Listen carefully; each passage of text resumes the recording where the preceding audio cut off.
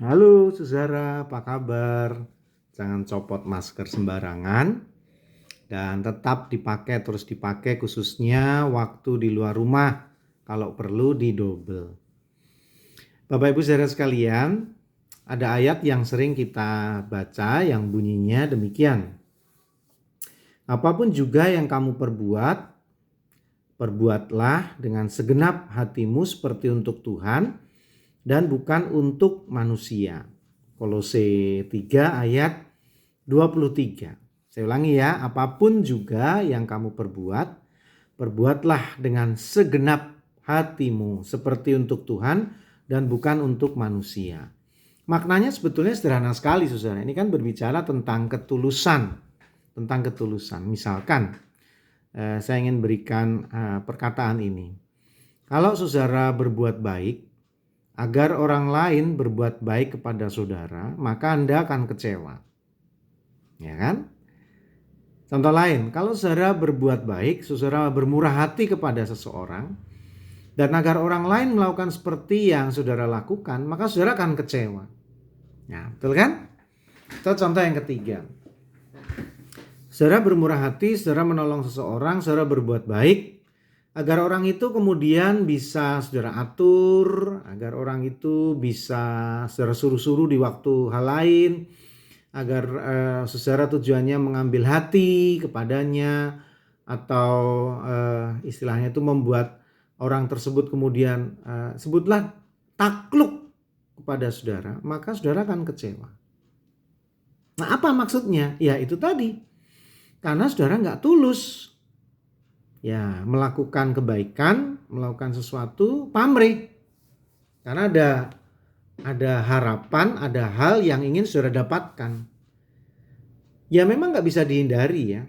Ada banyak orang yang gak bisa berprinsip gini. Kalau memberi ya memberi aja udah. Gitu. Diterima gak diterima ya terserah. Diterima kemudian dibuang ya terserah. Diterima kemudian dinikmati dan kemudian dia lupa berterima kasih ya terserah. Diberikan kemudian dia ngerongrong dalam arti kata minta lagi.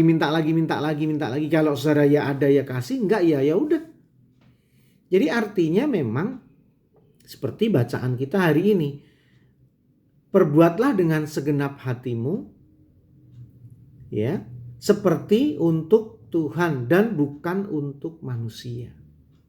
Kan ketulusan tuh kuncinya di sana. Ada pamrih enggak? Ya. Ada keuntungan yang ingin saudara dapat enggak? Apakah berdampak enggak? Apakah ngaruh enggak ke hidup saya, ke diri saya? Nah, kalau pertanyaan-pertanyaan itu terus muncul dalam kehidupan saudara ketika saudara berbuat kebaikan atau melakukan sesuatu kepada seseorang, sekali lagi saudara akan kecewa. Karena tidak tulus. Tapi ketika saudara tulus, nothing tulus orang bilang, enggak akan ada rasa rugi. Orangnya malah ngelunjak ya kita enggak terbeban.